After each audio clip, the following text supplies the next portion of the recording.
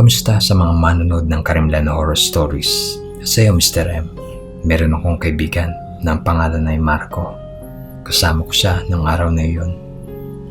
Naglalaro kami noon ng PlayStation, yung sinasalpakan ng CD at CRT monitor pa ang gamit. Magdamag kami naglalaro noon kasi bakasyon at bali ang papa ko at ako lang ang bantay sa bahay. Kasi nasa probinsya ang mama at mga kapatid ko. Since ko lang magluluto, madalas kami lumabas para kumain. At ayaw rin ni Papa magluto. Kaya binibigyan niya na lang ako ng pera kung sakaling magutom ako. Hindi namin napansin ni Marco na nalipasan na kami ng gutom sa paglalaro. Nakahingi na ako ng pera kay Papa noon. Mga alas 9:30 ata nun. At napagdesisyonan namin na kumain sa 7-Eleven ng siopaw, cup noodle at big bite hotdog. Hindi naman ganun kalayo ang 7-Eleven. Mga 8 minuto kaya lakarin sa labasan. So ayun na nga po, naglakad na kami sa labasan papunta sa 7-Eleven. Maliwanag ang daan dahil sa mga street light. May ilan ring tambay sa daanan. Nagkwentuhan kami habang papunta sa 7-Eleven. Habang nagkukwentuhan kami ni Marco tungkol sa linalaro namin, meron ako napansin na babae sa bandang madilim na lugar sa eskinita. Pero figure lang ito dahil sa madilim ang lugar na iyon. Sa kinakatayuan ng babae, mahaba kasi ang buhok nito, kaya nasabi kong babae siya. Pero may kakaiba sa kanya, nakaliyad ang ulo niya at hindi siya nagalaw. So tinitingnan ko ito nang hindi ko napansin. Tinatawag ako ni Marco at tinanong niya ako kung ano raw ba ang tinitignan ko roon. At mukhang hindi ako nakikinig sa kanyang sinasabi. Liningon ko si Marco at sinabi kong, hindi mo ba napapansin yung babaeng nakikita ko? Nang tuturo ko na ito sa kanya na wala ang babaeng nakaliyad ang ulo. Nagtaka ako baka umalis at hindi ko napansin kung saan dumaan. Tinanong ko ulit siya kung saan ito dumaan. Sinagot niya lang ako na wala siyang nakita. So hindi ko na ito pinansin pa. Meron kaming nakitang tendero ng balot sa kanto. Kaya bumili kami tig-isa kay Manong. Pagkatapos nun, rumekta na kami sa 7-Eleven. Walang customer kundi kami lang. Kaya umorder na kami ng pagkain. In-order namin ng siopaw, cup noodle at big bite hotdog. Kasi paborito namin ito. Doon kami kumain sa lamesa sa bandang wall glass na kung saan makikita mo ang labas ng kalsada. Tanaw rin doon ang magbabalot at mga dumadaan. Habang nag-i-enjoy kami sa pagkain, may napansin si Marco. Napansin niya yung nakita kong babae na nakaliyad ang ulo. Kung kanina hindi ko maaninag ang sura nito, ngayon kita na namin ang sura niya. Mukhang nakatingin siya sa convenience store kung saan kami kumakain. May kaputian siya. Nakasuot ng duster na kulay green. Kung kanina ay hindi siya nagalaw, ngayon nagalaw siya. Kaso parang tanga na ewan. Dumiliyad siya pakanan at pakaliwa. Paulit-ulit yon. Pinasar pa nga ito ni Marco na baliw at pinagtatawanan pa. Loko talaga itong si Marco. Kaya nakitawan na lang ako. Mga ilang minuto rin kami tumambay nang mapagdesisyonan na namin na umuwi na dahil hindi pa namin tapos ang nilalaro namin sa PlayStation. Paglabas namin ng pinto, napansin namin na tumawid pala ang babaeng nakaliyad ang ulo. Napatingin kami ni Marco at ito'y nakaupo sa gilid ng convenience store sa sulok. Dahil loko itong si Marco at medyo bully, tinawag niya ulit itong baliw. Hindi na ako nakitawa, hindi na ako umimik. Inisip ko rin baka pulubi ito, kaya pag-alagala sa gabi, wala na rin mga taong nadaan ng gabing iyon, kaya nagtaka ako kung nanlilimos ba ito. So, lumapit ako ng mabilisan para magbigay ng onting limos. Ganun pa rin siya, lumiliyad, pakanan at pakaliwa, paulit-ulit. Nung iaabot ko na ang 20 pisong papel, napansin kong bali ang liig nito. Nang lumiyad siya, pakaliwa, kinalibutan ako sa nakita ko. Kaya pala ito nakaliyad ang ulo kasi bali ang liig nito.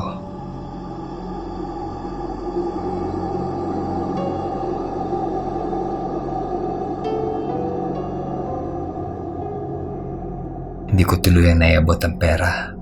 Napatras kasi ako sa takot.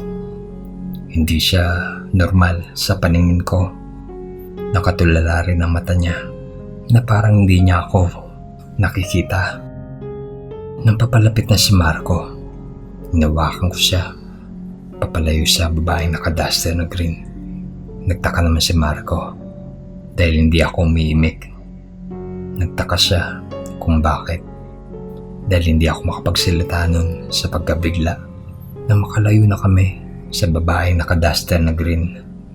Napahinto kami sa magbabalot. Napansin ni Marco ang takot sa aking mga mata. Nang mapalingon ulit kami sa babaeng nakaduster na green, wala na ito. Nagtaka kami at naguguluhan. Napansin din niyon ni Manong na magbabalot. Nagtanong at ang sabi, "Mga iho, ano ba nakita nyo? Mukhang takot na takot kayo." Sinabi ni Marco na hindi niya alam kung ano ba nakita ko, na nagtataka. Nang tuluyan na ako makapagsalita, ang sinabi ko ay, "May nakita akong babaeng bali ang leeg, Manong." Ayaw ko man ito sabihin, pero maaaring multo na ang iyong nakita. May napapabalita kasi rito na may nasagasa ang babae na dahilan ng pagkabali ng leeg nito. Hindi ko na alam ang buong kwento at storya, mga iho. Pero ayun ang bali-balita at chismis ng mga marites. O ito, kunin niyo itong asin na ito. Isabay niyo sa inyong likuran bago kayo umuwi, para hindi na kayo sundan ng ligaw na kaluluwa. Ganyan rin kasi ako nagsasabi ng asin para pantanggal ng mga negatibo sa paligid, lalo na ang mga hindi nakikita. Ganun niya ang ginawa namin. Nagsaboy kami ng asin sa aming likuran bago umuwi ng gabing iyon. Naniniwala ako na multo nga ang babae kasi kakaiba ang aura niya, lalo na ang bali nitong leeg. Sana'y hindi ako makakita pa ng ganong senaryo. Ayaw ko na muling maranasan iyon, Mr. M.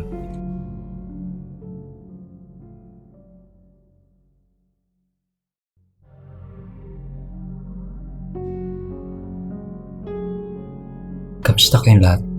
Masaya, Mr. M. Gusto ko lang magbahagi ng karanasang kababalagan. Madalas ako nag-OT sa work ko sa sheet metal fabrication. Medyo kapagod yung trabaho, pero okay lang basta sa pamilya at pangarap. Pagkatapos mag-OT, nakagawan ko na magkape muna sa 7-Eleven o sa Jollibee ng 9 PM at kumain ng paborito kong fried chicken with rice. Pero madalas sa 7-Eleven ako nakatambay. Alam mo na, para pag-uwi ng bahay, pahinga na agad. Tapos na kasi sila kumain pag-uwi ko. Masaya naman tumambay sa 7-Eleven habang nagkakape at nagmumuni-muni. Mga ordinaryong tao na tulad ko ang mga pumapasok sa convenience store, pero ilan lang. Then malalaman ko na may pumapasok dahil may bell ang pinto, kaya napapatingin ako. Pero isang gabi may natanaw ako na tumawag sa akin pansin. Yung dalawang babae sa labas, balungkot yung isa. Kitang-kita ko yun. At ang isa naman, pinagmamasdan lang siya. Mukhang naghihintay ng masasakyan. Mukhang magkasama sila. O medyo may pagkatsismoso ako. Pakialamero. Siguro dahil unti lang ang hobby ko. Nagtataka ako, hindi sila sumakay ng jeep katulad ng iba. Isa lang kasi ruta ng jeep palabas ng barangay. Mga ilang minuto siguro, isa o dalawa. Nang biglang nagkalembang ang maliit na bell sa entrance. Pumasok na pala ang babaeng naka-business attire na kulay itim. Ganun pa rin, sumusunod ang nakaputing bestida. Nasa malapit kasi ang lamesa ko sa entrance, kaya nakikita at naririnig ko ang mga pumapasok. Sinusundan ng binibining nakaputi yung isang babae. Siguro mga nasa 30-40 taong gulang siya, na mukhang bata pa rin. Nakaitim siya na damit na pang business attire. Mukhang nagtatrabaho sa BPO o kilalang kumpanya. Nagtataka ako kasi yung nakaputi nakayapak at madumi ang paa. Basa ang ibabang bestida. Ewan, parang may sayad, pulubi, mandurukot o shoplifter. Nagtataka na talaga ako kung kasama niya ito. Kumuha ng babaeng nakaitim ng cup noodle, coke at umorder ng siopaw sa counter. Nakasunod rin yung babaeng nakayapak dahil medyo judgmental at chismoso ako. Pumila na rin ako. Baka may gawing masama yung babae dahil sakto papalabas na rin. Gusto ko sana mag-take out ng spicy fried chicken, yung 2 pieces with rice na tig 155 pesos ata yun. Matapos umorder ang babaeng naka-business attire sa cashier, kasunod naman nun nakapila ang babaeng nakayapak. Nagtataka ako kung bakit nag-ayos at hindi kami nasikaso ng cashier. Mga ilang segundo rin yun. Bigla may pumasok na magkakaibigan. Napalingon ako. Then pagbalik ng tingin ko sa counter, nagtataka ang cashier. Sabay tanong sa akin ng, "Sir, may order na ba kayo? Nakapili na ba kayo?" Sabay nagkasalubong ang kilay nito. Tinanong ko naman siya ng, "Tapos na ba umorder yung babaeng nakaputi?" Sagot naman niya, "Wala sir, kanina ka pa nakatayo riyan. Mukhang namimili ka pa ng bibilhin."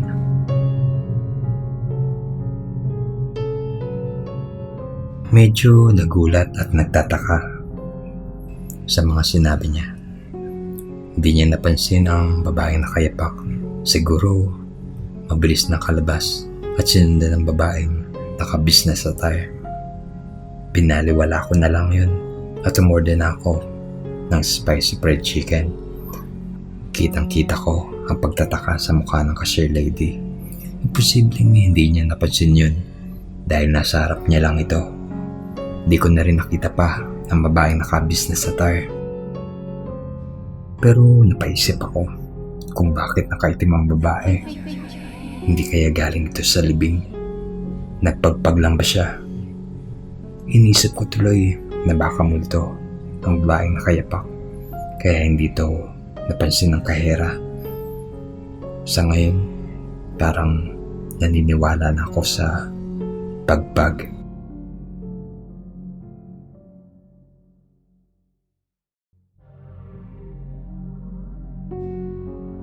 Magandang araw, Karamilan Horror Stories. Meron akong kwentong ibabagi sa inyo. Karanasan ko ito at ng aking mga kaibigan noong 2018. Summer noon at naghanap kami ng bagong pagkakabalahan. Ako, Tintin, Bea, Honey, Princess at Yuan. Naisip namin na bumili ng scooter para maiba naman at makagala sa iba't ibang lugar. Gala rito, gala roon. Isang araw, winabot kami ng 12:00 ng umaga sa pag-scooter sa paglilibot namin sa iba't ibang subdivision dito sa Santa Rosa, Laguna. 12:00 nun at pagod na sa paglilibot. Naisipan namin magpahinga sa 7-Eleven para bumili ng merienda gaya ng kape, siopaw, hotdog at fried chicken at para na din magpahinga at mag-recall sa mga ginawa namin ng araw na iyon. Pagkaraan ng 2 oras pagkatapos namin kumain, magpahinga at magkwentuhan, may nakita kaming mga pulubi nagtatawanan sa labas ng 7-Eleven. Sa palagay ko, nasa 9 at 15 taong gulang sila. Mga 4 sila, puro lalaki. Hindi ko alam kung sabog ba sila sa rugby o ano paman. Basta para silang hindi matino na mahilig mang trip. Bago pa yun, may nakita pa ako na may kausap silang mga matatanda, mga lalaki at hindi na namin pinansin iyon. Nagdesisyon na kami na lumabas ng 7-Eleven. Narang kami ng 4 na pulube at tama ang hinala ko dahil sabog sila at namumula pa ang mga mata. Nakakadiri rin ang itsura, napakabaho, naninilaw, nangingitim ang mga ngipin nila at parang hindi sila nakakain ng matagal. Pag-aarang nila sa amin, agad akong nagtanong kung anong kailangan nila. Hindi sila nasagot. Salipay, ngumiti, sabay nagtawanan. Bigla nilang hinawakan ang kamay ko at sinabi niya na, "Sumama kayo sa akin." Nagpumiglas ako dahil napaka-dugyot nila. Kasabay rin nun, hinawakan nila ang mga kaibigan ko. Hindi na ako nagtimpi pa. Bigla akong sinuntok, tinadyakan ang mga pulube. Lumaban talaga kami at inunahan na namin sila para idepensa ang aming mga sarili. Agad namin binitbit ang mga scooter namin at agad tumakas sa panganib ng mga batang iyon para mabilis kami makalayo. Doon kami dumaan sa likuran ng 7-Eleven. Liblib na ang lugar na iyon. May katabing squatter area at shortcut na din sa subdivision namin at isa lang kami ng lugar na inuuwian. Kumakaripas kami ng pagpadyak noon at paglingon namin ay humahabol ang 4 na pulube na may mga dalang kahoy at mga bato. Pinagbabato kami ng 4 na pulube at sa kasamang palad tinamaan sa ulo si Bea at si Princess na dahilan ng pagsemplang nilang dalawa. Nung nakalapit na ang 4 na pulube kay Bea at Princess at akma na silang kukuyugin, biglang may nagkahulang mga aso at kinagat ang 2 pulube. 3 ang aso na iyon. Pagtumba ng 2 pulube, tinulungan na namin sila. Kinuha na namin ang kahoy at pinalo sila dahil hindi na makalakad sila Bea at Princess. Inangkas na namin sila dahil naka-electric scooter naman kami ni Tintin. Iniwan na namin ang scooter nila Bea at Princess. Tumuloy na kami sa daan para makauwi. Sobrang dilim na sa kalsada nun. Sobrang lamig pa pero kahit papano nakahinga na kami ng maayos na makalayo na sa 4 na pulubi. Nakakatuwa dahil kasama namin mag-scooter pauwi ang 3 aso na iyon at parang naging security guard namin sila pauwi, lalo na dumaan kami sa bukid at bakanteng lote para makashortcut sa subdivision namin. Hindi rin nagtagal, nakauwi rin kami sa aming subdivision. Kumuha ko ng yelo, sabon at betadine para gamutin si Bea at Princess. sa labas ng bahay namin. May saya kami dahil iniligtas kami ng mga asong gala. Minsan kahit na hindi maganda ang karanasan namin sa buhay, ang importante hindi kami nag-iwanan sa hirap at ginawa ng mga kaibigan ko.